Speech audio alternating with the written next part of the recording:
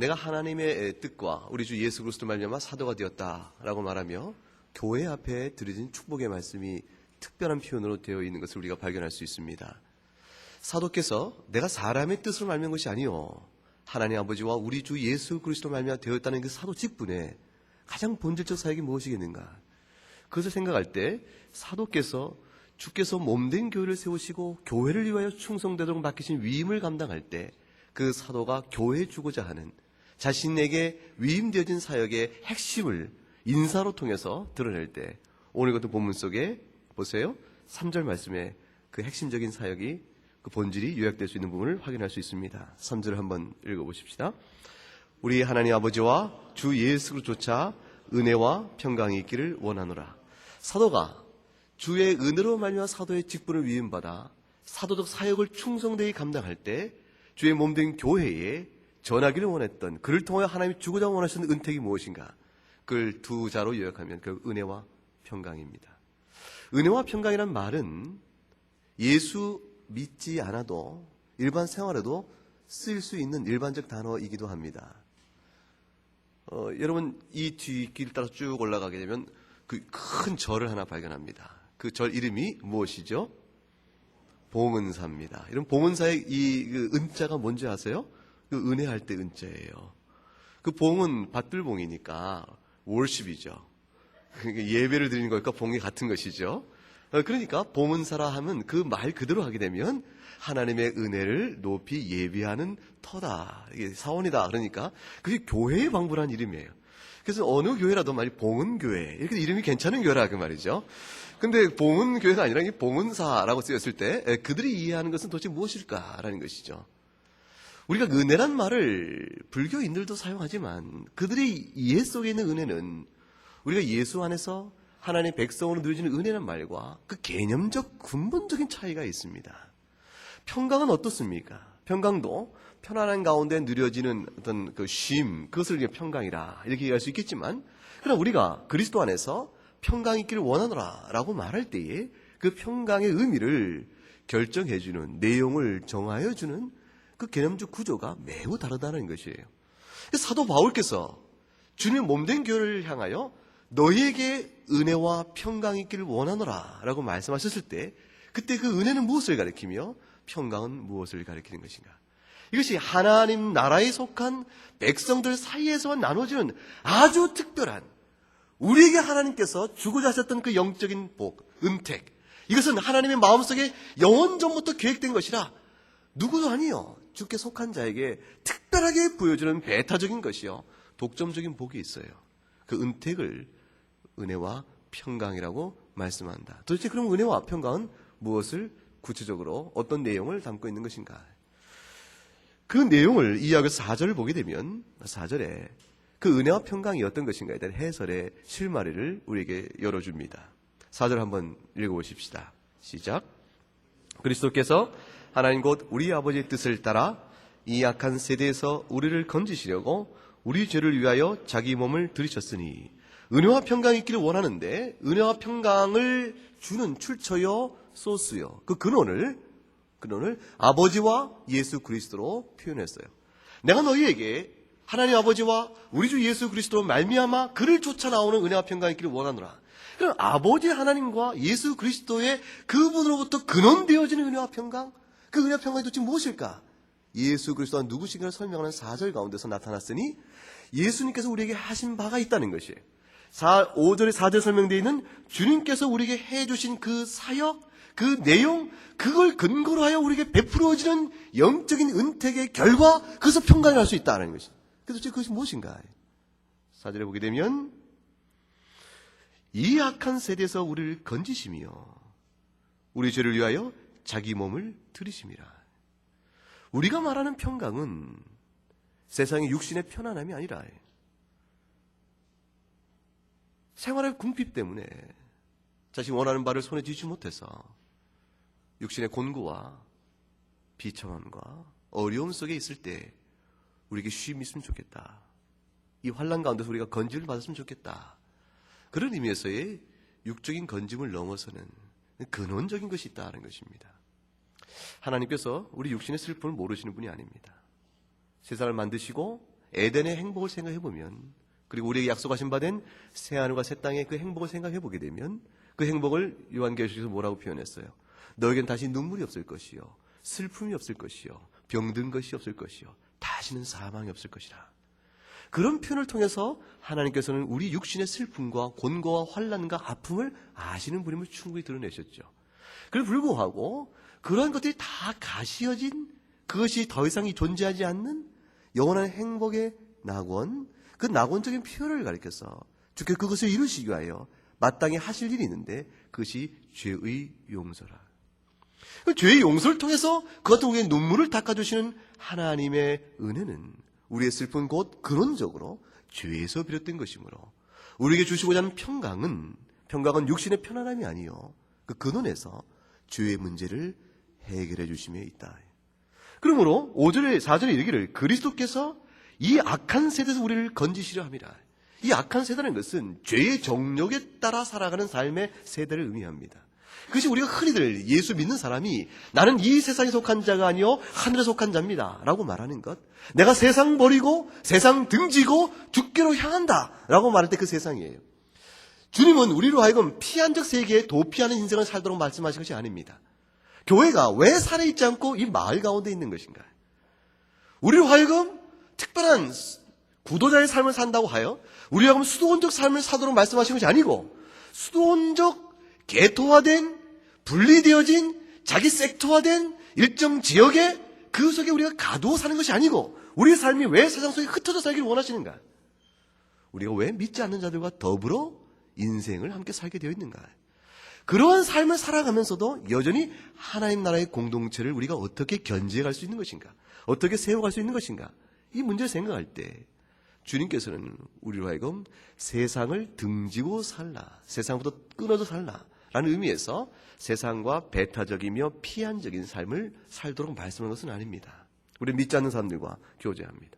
믿지 않는 사람들과 함께 사업을 하갑니다. 그들과 더불어 그들 가운데서 주께 택한 영혼들을 불러내는 전도적 사역을 함께 해나가며 이 삶의 공동체를 함께 이루어가야 될 삶의 나눔의 부분과 책임이 우리에게 있습니다.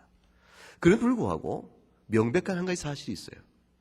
너희가 세상 가운데 사나 세상에 속한 자가 아니라는 것입니다.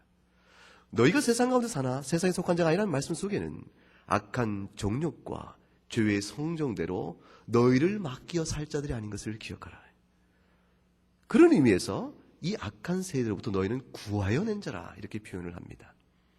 즉 세상에 살아가는 이치와 그들 나름대로의 방법이 있고 그들이 추구하는 목적과 이유가 있을 터인데, 그 모든 것들과 우리는 근본에서 다른 근원을 갖고 산다. 생명의 이유를 가지고 산다. 인생의 목적을 가지고 산다. 이렇게 말할 수 있는 겁니다. 그것이 도대체 무엇인가? 예수 그리스도로 말미암아 악한 세대에서 건짐을 받은 것이니 죄 가운데서 말끔히 씻김을 받은 자로서의 삶을 살아야 할 것이라. 그러므로 오늘 읽은 가운데서 이 악한 세대에서 우리를 건지심으로 이루어지는 평강을 얘기합니다. 이 평강은 어떻게 이루어집니까? 어떻게 우리에게 주어집니까? 했을 때에 4절 맨 마지막 절에 우리 죄를 위하여 자기 몸을 들이신 예수 그리스도의 대속의 은혜로 말미암아 되어진다는 것입니다. 우리의 죄를 씻기기 위해서 자신의 몸을 들이신 대속의 은혜이니 바로 거기서 은혜와 평강의 상관적 관계가 나타납니다. 평강은 열매요 결과면 은혜는 수단이요 원인이 되어집니다. 주께서 우리에게 평강의 지극한 복을 주시기 위하여 우리에게 행하신 바가 있으니 그 행하신 바로 말미암아 평강이 주어지니 그 행하신 바를 가리켜서 은혜라 한다. 그것이 왜 은혜입니까? 죄인된 우리를 불러서 지극한 의의 평강을 맛보게 하시기 때문에 은혜입니다. 우리가 선함으로, 우리가 주 앞에 순종함으로 우리를 불러내요. 순종에 합당한, 선에 합당한 그 가치와 보상으로 주시는 평강이 아니고, 우리 가운데 아무도 그 평강을 누릴 수 없는 하나님부터 본성상 죄악된 자로, 원수된 자로 있을 때에 우리를 불러내셔서 그리스도의 보혈의 피로 우리를 씻기시고 그 평강으로 우리를 이끌으시니 그것이 바로 은혜와 평강의 상관적 관계라고 말할 수 있습니다. 사도 바울께서 교회를 향하여 너희 가운데 하나님 아버지와 우리 주 예수 그리스도 말미암아 나오는 은혜와 평강이 넘치기를 원한다 라고 말했을 때 그 중심 속에는 영원전부터 하나님 우리에게 주시기를 원하시는 그 평강이 오직 대속의 은혜로 말미암아 되어진다는 사실에 기초하고 있습니다. 예수 그리스도를 떠나서는 은혜가 없으며 그리스도를 떠나서는 평강이 없습니다. 그 평강을 가리켜서 영원한 생명이라 하는 것이요, 그 평강을 가리켜서 안식이라 이렇게 말하는 것입니다. 시편 85편을 열어보세요. 시편 85편.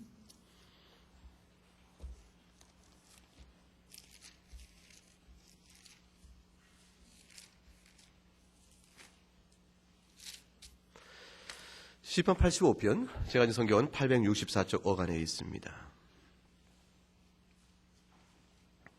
시편 85편은 방금 읽었던 갈라디아서 1장 4절과 5절의 말씀을 함축하여 설명해 놓고 있습니다.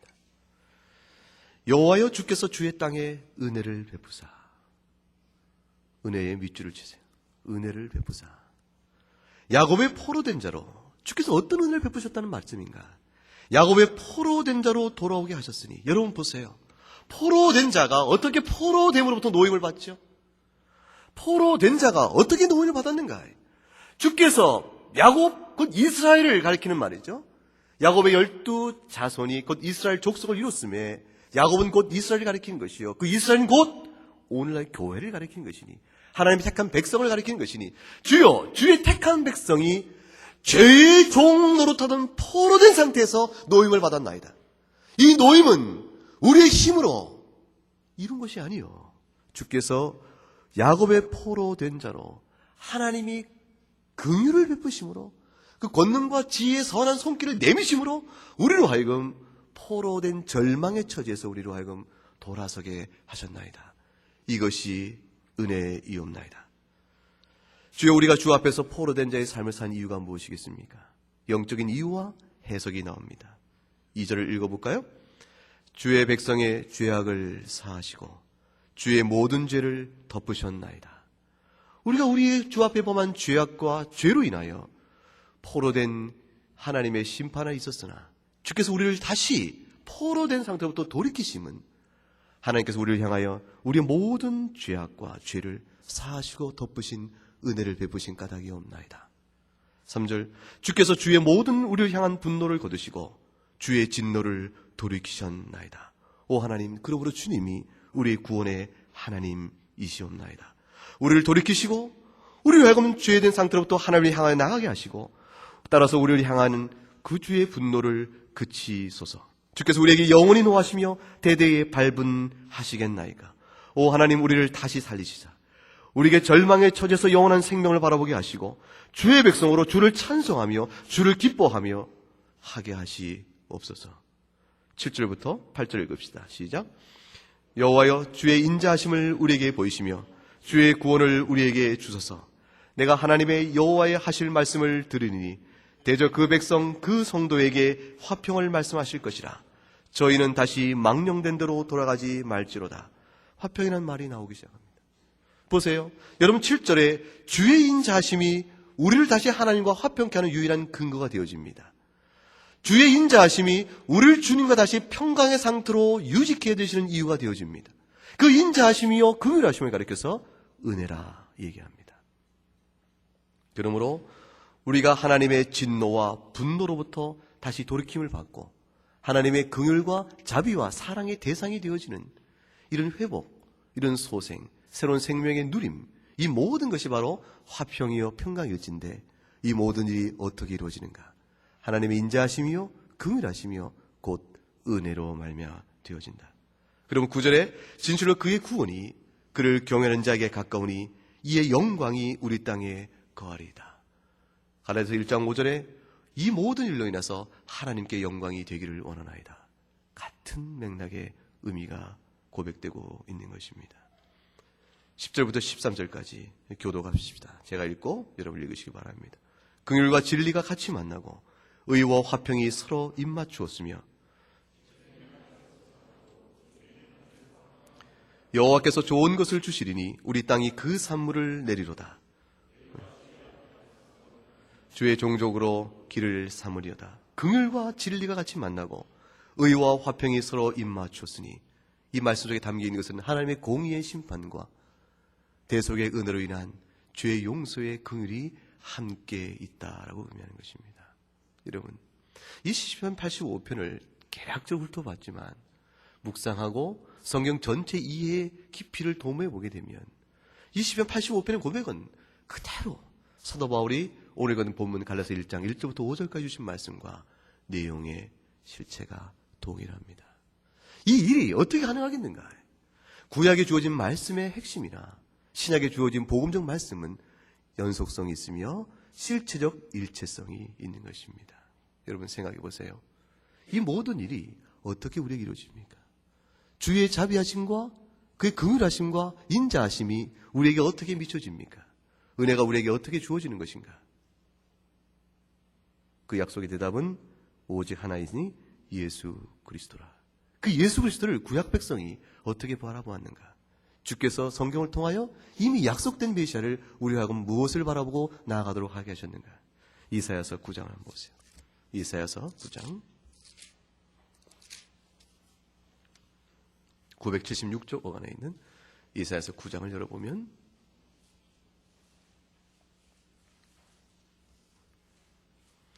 976쪽 안에 있죠. 이사야서 9장 6절부터 7절 한번 읽어볼까요? 함께 읽읍시다.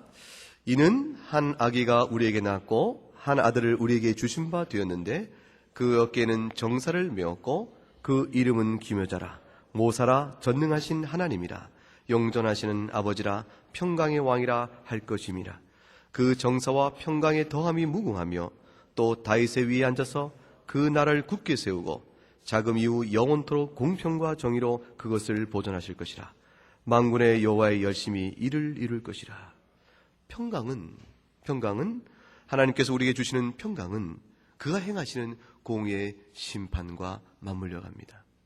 주께서 공의를 굴절시키시면서 우리에게 평강을 베푸신 것이 아니요, 공의의 심판을 통하여 우리에게 평강을 주시니 우리가 받아야 될 그 공의의 심판을 우리에게 면케하시고 우리에게 평강을 더하기 위하여 주께서 예비하신 은혜가 있으니 그것이 예수 그리스도라. 그로 말미암는 대속의 은총, 그 대속의 은혜, 그 은혜로 말미암아 공의 모든 심판이 우리에게서 면케되어지는 것이요, 그로 말미암아 우리에게 평강의 은혜가 있는 것이라. 6절에 보게 되어지면 따라서 우리에게 한 아이가 주셨는데 이 한 아이가 곧 예수 그리스도인즉 그분이 누구신가? 어깨는 정사를 메었으며 그 이름은 기묘자요 모든 신비한 인물이시요 모사라 모든 지혜가 그에게 있으며 전능하신 하나님이요 그분의 인격은 매우 신비하여 그가 사람으로 우리 가운데 나타나시나 그는 실제 본래 하나님이신 분이시며 영존하신 아버지요 평강의 왕이라 할 것이라. 그 우리에게 주시는 참된 열매는 왕권 통치의 성격은 무엇인가? 평강이라. 예수 그리스도의 왕권의 통치의 성격은 바로 평강인데 그 평강은 더함이 7절에 무궁함으로 사람이 다윗 시대에 일시적으로 평강이 누렸던 이스라엘 화평 같은 것이 아니라 다윗 통치 시대에 잠깐 동안 평강을 맛보지만 다윗이 타락하니 이스라엘의 고통에 있게 되어지고 다윗이 죽으니 그 이후에 다윗의 후손들이 그 평강을 잊지 못하였다. 이어가지 못하는 평강. 그러나 예수 그리스도의 평강은 더함이 없이 무궁하니 완전한 평강이라. 그가 나라를 굳게 세울 것이며 지금부터 영원토록 공평과 정의로 그것을 보존할 것이라. 이 모든 일이 너희의 열심이 아니요, 이 모든 일이 너희로 인하여 되는 것이 아니라 하나님 아버지의 열심히 이것을 이루실 것이라. 그것이 바로 은혜로 주어지는 것이라. 오직 이 모든 하나님 나라의 평강이 우리에게 약속되어질 때 그것이 만군의 여호와의 열심히 이것을 이루실 것이라. 너희는 비록 악하나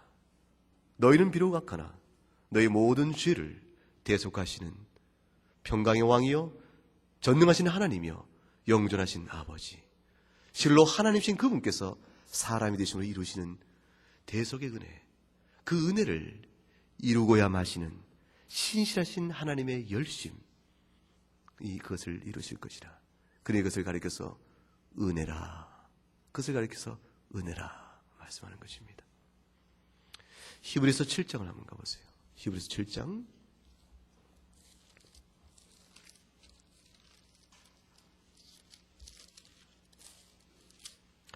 358쪽 어간에 있습니다. 히브리서 7장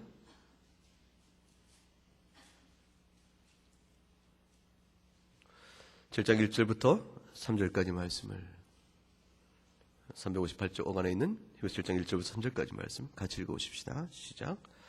이 멜기세덱은 살렘 왕이요 지극히 높으신 하나님의 제사장이라. 여러 임금을 쳐서 죽이고 돌아오는 아브라함을 만나 복을 빈 자라. 아브라함이 일체 10분의 1을 그에게 나눠주니라. 그 이름은 번역한 즉 첫째의 왕이요 또한 살렘 왕이니 곧 평강의 왕이요 아비도 없고 어미도 없고 족보도 없고 시작한 날도 없고 생명의 끝도 없어 하나님 아들과 방불하여 항상 제사장으로 있느니라. 여기 한 사람 이름이 나옵니다. 멜기세덱입니다. 이 멜기세덱이라는 사람이 히브리서 지금 읽은 7장에 나오는 문맥은 이와 같습니다. 예수님이 어찌하여 우리의 제사장인가? 모세의 율법에 의하면 제사장은 레위 지파를 따라오는 자요 아론이라는 모세 형이 있죠. 아론의 반차, 아론의 후손에 따라 와야 할 터인데 어떻게 예수는 다윗의 후손인데 그가 우리의 제사장이 된다고 말할 수 있겠는가? 이런 구약의 율법과 관련된 오해가 있을 수 있게 되었어요. 예수 그리스도의 제사장 직분은 아론 레위 지파를 따라오는 것이 아니고 예수 그리스도가 참 제사장이되 그의 직분은 아론이나 레위 지파가 아니요, 즉 모세 율법에 의한 것이 아니요, 이미 아브람 이전에 있었던 멜기세덱이라는 사람의 지파를 따라오는 것이라. 그러므로 제사장된 직분에 예수 그리스도께서 우리의 참 대제사장이 된다는 사실에 의심의 여지가 없다. 그걸 설명하는 맥락입니다.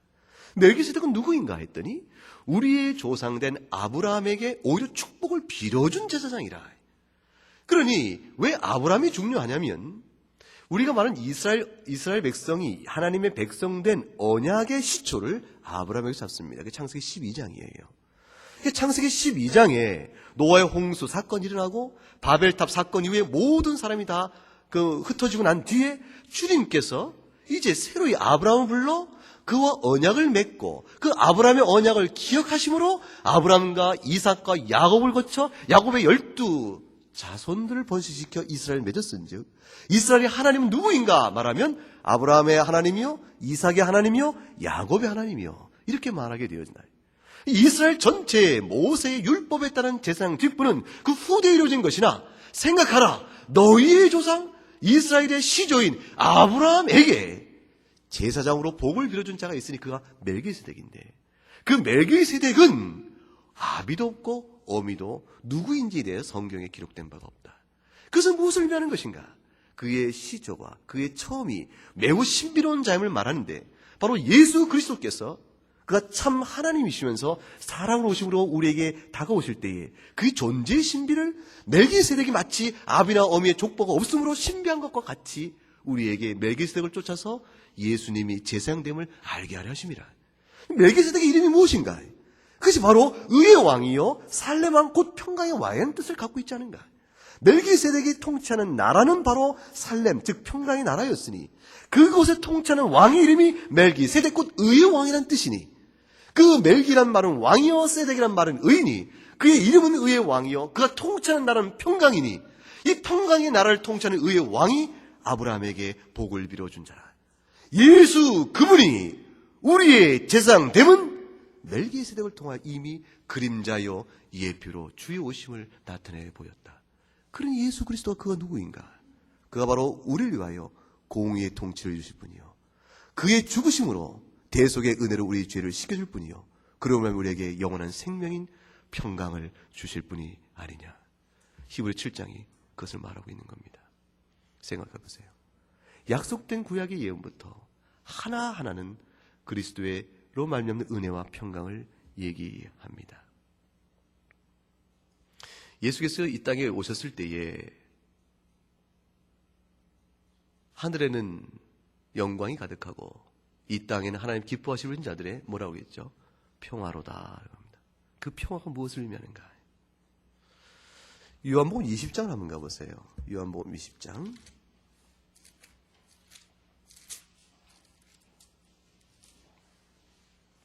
요한복음 20장 19절 23절까지 말씀 19절로 23절 말씀 찾았으면 같이 읽읍시다. 이날 곧 안식 후 첫날 저녁 때에 제자들이 유대인을 두려워하여 모인 곳에 문들을 닫았더니 예수께서 오사 가운데 서서 가라사대 너희에게 평강이 있을지어다. 이 말씀을 하시고 손과 옆구리를 보이시니 보고 기뻐하더라. 예수께서 또 가라사대 너희에게 평강이 있을지어다. 아버지께서 나를 보내신 것 같이 나도 너희를 보내노라. 이 말씀을 하시고 저희를 향하사 숨을 내쉬며 가라사대 성령을 받으라. 너희가 네 죄든지 사하면 사여질 것이요 네 죄든지 그대로 두면 그대로 있으리라 하시니라. 생각해 보세요. 여러분, 예수님께서 부활하셔서 제자들에게 나타나셔서 뭐라고 인사하셨죠? 평강이 있을지어다. 이건 예사로운 인사가 아닙니다. 예수님께서 공생애 3년을 사역하시고 십자가에 못 박혀 죽으신 다음에 제자들이 다 뿔뿔이 흩어졌어요. 베드로조차도 나는 고기나 잡으러 가야겠다. 다시 전직으로 돌아간 것이에요. 그리스도께서 이 땅에서 계신 동안에 가르쳤던 모든 교훈들이 그들에게 살아있는 능력의 말씀이요 진리의 말씀으로 마음에 확증받지 못한 채 주님께서 비참한 죽음을 죽으시자 그들이 다 흩어져 버렸을 때 부활하신 주님께서 제자들에게 나타나셔서 이르시기를 너에게 평강이 있을지어다. 아니, 온 세상이 우리를 대적하거늘 온 세상이 칼과 검을 들고 우리를 대적하거늘 주께서 있는 우리에게 나타나셔서 평강을 말씀하시나이까. 우리가 쉼을, 안식을, 위로를 어디서 받을 수 있다고 말씀하시나이까. 주께서 나타나 평강을 얘기하신 평강은 그 다음 23절에 너희가 누구든지 죄를 사하면 죄가 사해질 것이요 그대로 두면 그대로 있으리라. 보라, 내가 십자가에서 너희 모든 죄를 대속하였으니 너에게 이제 참된 안식이요 참된 평강의 실체가 임하였다. 저 아브라함 때로부터, 아니 에덴 동산에서 아담과 하와가 범죄한 이후에 창세기 3장 15절에 주께서 약속하셨던 원복음이라고 말하는 것, 여인의 후손이 뱀의 머리를 찐빵을 벌릴 것이다 라고 말씀으로 주께서 우리에게 구원의 손길을 내밀어 주시는 그 은혜의 약속이, 아브라함의 그 약속이 어떻게 우리 가운데 임함으로 인해서 우리가 과연 죄로부터 노임을 받고 죽음의 권세로부터 자유케 되어지며 육신 가운데 모든 고난과 환난의 슬픔을 이겨낼 수 있는 것인가? 어디서 우리가 참된 쉼을 얻을 것인가? 간구하고 바랬던 그 모든 것들, 주께서 이 땅에 오셨을 때에 과부된 지 80 넘는 안나 그 할머니가 성전에서 날마다 쉬지 않고 기도하며 이스라엘의 위로를 기다리는 자에게 메시아 나심을 말씀했던 그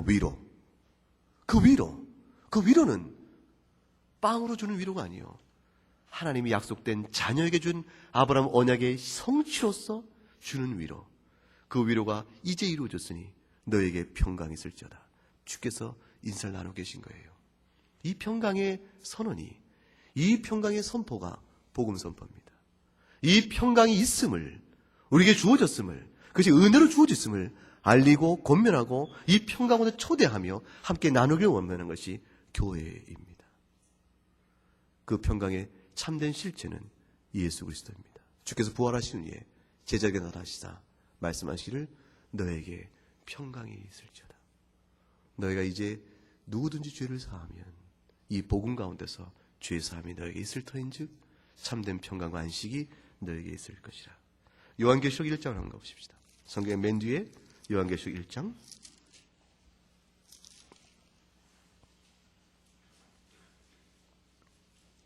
계시록 1장 4절에서부터 7절까지 말씀. 계시록 1장 4절로 7절 말씀 교독하겠어요. 내가 먼저 읽죠. 요한은 아시아에 있는 7 교회에 편지하노니 이제도 계시고 전에도 계시고 장차 오실 이와 그 보좌 앞에 7 영과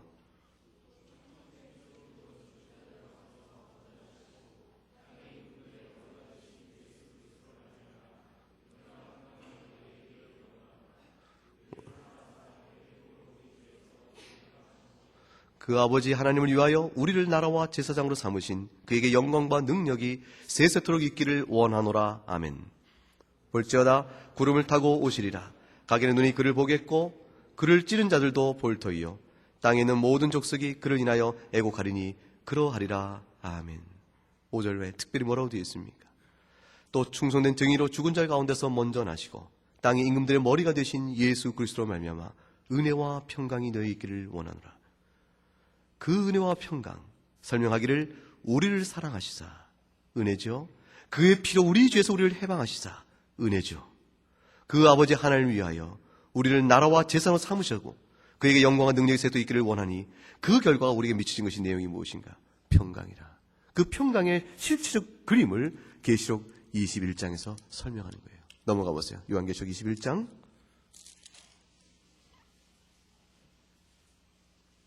421쪽 21장 1절부터 8절 말씀이에요. 기록된 것처럼 한 절씩 나누어 읽겠습니다. 또 내가 새 하늘과 새 땅을 보니 처음 하늘과 처음 땅이 없어졌고 바다도 다시 있지 않더라.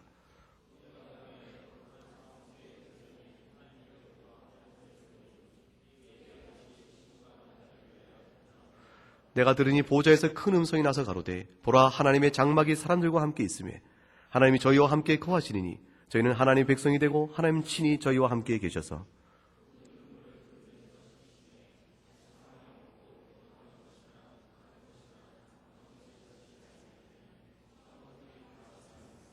'보좌에 앉으시니가 가라사대 보라 내가 만물을 새롭게 하노라 하시고 또 가라사대 이 말은 신실하고 참되니 기록하라 하시고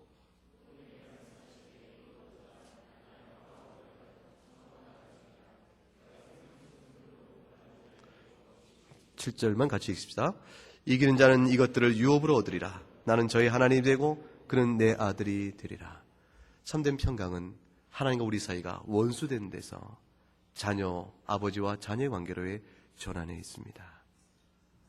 죄로 인하여 하나님께 원수되어져서 평강의 땅이요 안식의 터인 에덴으로부터 추방되어진 우리들에게 주께 다시 우리를 불러 나의 자녀, 난 너의 하나님이여 너의 아버지라 말씀하시고 모든 슬픔과 눈물을 우리한테 씻겨주시며 친히 우리와 함께 영원히 거하시는 그 아름다운 하나님의 나라, 그 나라에 초대하심이 바로 참된 평강의 의미입니다. 그 평강은 오직 은혜로 주시니 예수 그리스도의 대속의 피로 말미암이라. 이거 외에는 복음이 없습니다. 이거 외에는 영원한 생명이 없습니다. 이것이 왜 우리가 사는 모양과 처지는 다를지라도 우리의 경제적 형편이 다르고 우리가 살아가는 모든 삶의 조건들이 서로 다를지라도 왜 한 가지로 하나님을 찬송해야 하는가? 왜 그에게만 우리의 위로를 구할 수 있는 것인가? 그 질문에 대한 참된 답이 되어지는 것입니다. 주 예수 그리스도 외에는 이 세상에 평화가 없습니다. 이 세상 속에서 사람들은 모여 함께 더불어 화평하게 지내자고 권면할 수 있습니다. 그리스도 밖에는 그러나 평화가 없습니다.